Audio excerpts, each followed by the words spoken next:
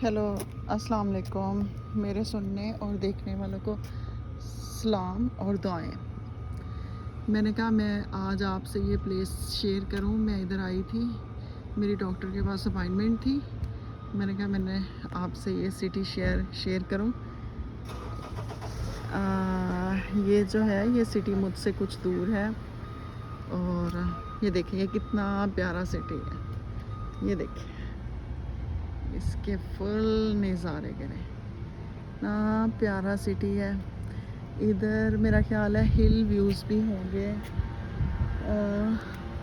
हिल views यहाँ से नज़र नहीं आ रहे, लेकिन मैं आपसे हिल व्यूज़ भी इसके शेयर करूँगी।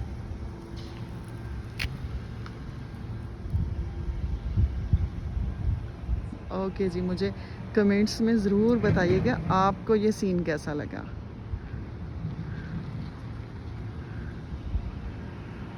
Thank you so much. Bye bye, अल्लाह हाफिज़।